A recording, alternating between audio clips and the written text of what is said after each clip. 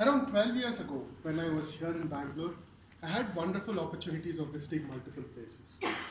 I used to love trekking. I used to love photography. This trip was no different. It had both.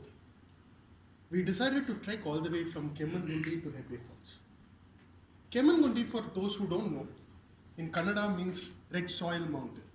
True to its words, fertile, red soil with a lot of vegetation.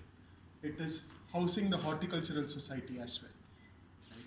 So we were all excited until we got to know that one of the person, Ajit, who was supposed to come, decided to drop out. We were reduced to 3 people. That was not the problem. He was the only one who knew the way from where we stayed to the waterfall, right? But we were like, how difficult would it be to find a waterfall? The road should lead us there, right? So we decided to be our explorers and we started our journey next day in the morning at 5 o'clock. Something interesting about the trek is that in all the other treks, you normally trek upward when you go, right? And then you trek downwards. This one is different. You start in the mountain and you trek downwards toward the falls, right? So the onward trip is a lot easier. So we were very excited and we started. When we started to walk, that is when we understood how beautiful this trek was actually. Ahead of us was a red carpeted road for us. The mountain is red soil everywhere. Red carpeted roads with wonderful lush green carpets on the side. We were so excited and we started to walk. Around a kilometer later, my friend Ravi, he said, quick, put all your cameras inside. I was wondering, why is he saying that? Ahead of us, I saw these wonderful grey, gentle giants moving towards us. For a second, I thought it was fog. And then I wondered, why should I drop my camera inside for the fog? And that is when it struck me. These grey giants were not fog. It was clouds. It was a cloud which was moving towards us. Excitement powered my leg and I ran into it and I stood there. And that was when the magic happened. Freshest drops of rain formed on my hands everywhere and I got drenched in no time. It took a few moments for me to get drenched completely, but it took a lot longer for me to realize what happened. And when I realized it, my eyes started to become moist. It was a fantastic experience. After that, we continued. And this time we took out the cameras. And we went ahead, we saw a fantastic scene that I have never seen before. The power of wind. It was so powerful that even I, who was around 110 kgs at that point in time, had to struggle to keep myself grounded. Right? And there was this one tree who was not so fortunate. A small tree, a thin one, which was uprooted by the power of the wind.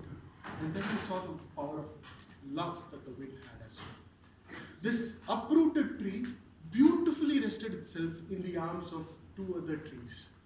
And that was a fantastic scene. I told my friend that we need to take a photograph of that. And we stood there and we took a few shots. Then we proceeded. We reached a fantastic point. Till this, we were very clear because there was only one road. Now we didn't know how we had to go because there are 4 or 5 roads which diverged. And we didn't know which one to take. All of them looked less traveled. When we were questioning which direction we have to go, when we also heard the sound of the stream at a distance, we knew we had to travel in that direction. As though it heard our troubles, there was this beautiful indie dog, brown coated, which was standing there, looked at us and left a small bark. And as though guiding us through the way, it went ahead and looked back at us, as though to say, follow me. So we walked with it. We walked some distance and we started to realize that we are walking towards the waterfalls because the sound started to become loud.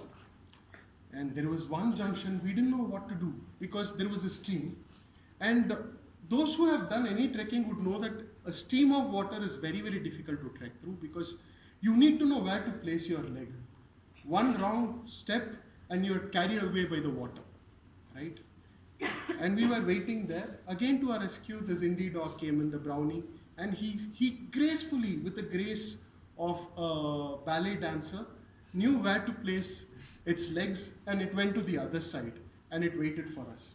When it realized that we didn't know how to do it, it came back and it guided us through it.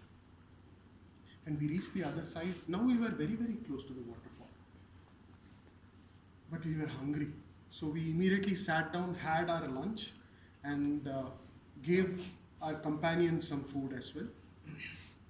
As though it had to be so miraculous and dramatic. There was one rock, and when we crossed it, the waterfall came into our life. We clicked all our heart full and we set everything aside and we stood there and watched the beauty in its best. The waterfall crowned with a beautiful rainbow. And songs of the water drops on the rock, a melody which I have never heard before. Standing there, drenched in the beauty of it, was when I realized the true meaning of our national song. Vande Mataram Sufalam Sujalam Malayaja Shitalam Shashya Shamala